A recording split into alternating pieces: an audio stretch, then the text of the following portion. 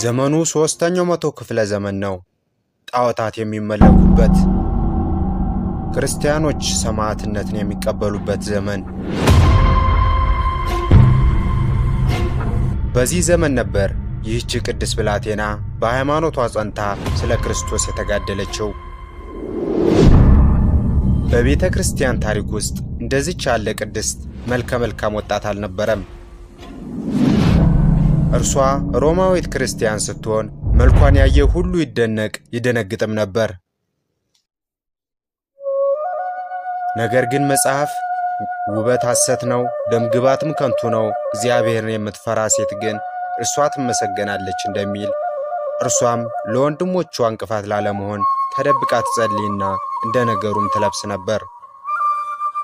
በዚያን ጊዜም እስክንድሮስ የሚባል አረማዊ ጣዖት አምላኪ ንጉሥ ነግሶ ነበር። እርሱም ለጣዖት እንዲሰገድ አዋጅን አስነገረ።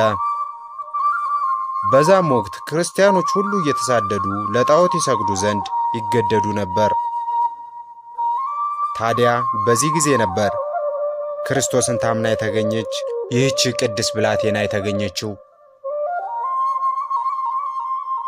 የተራቧን አብስት የሰገዱላት፣ ስለ ክርስቶስ ብላ በእምነት የጸናች፣ በዚህ ምክንያትም ከፍተኛ ግርፋትና ስቃይን የታገሰች፣ በእሳት መካከል ጸንታ የቆመች፣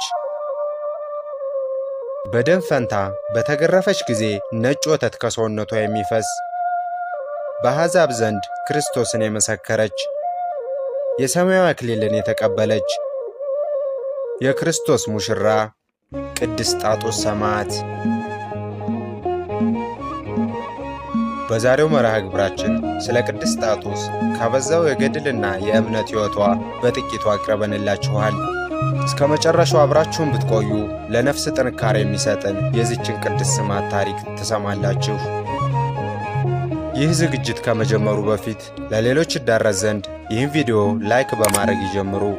በየጊዜው የሚለቀቁ የሰማዕታትና የጻድቃን ታሪክ ለመከታተል ይህንን ቻናል ሰብስክራይብ በማድረግ ቤተሰብ ይሁኑ።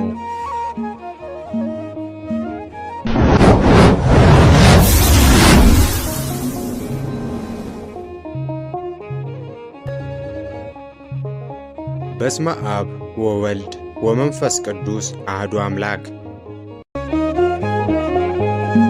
በሦስተኛው መቶ ክፍለ ዘመን እስክንድሮስ የሚባል አረማዊ በነገሰበት ዘመን አንድ ቅድስት ጣጦስ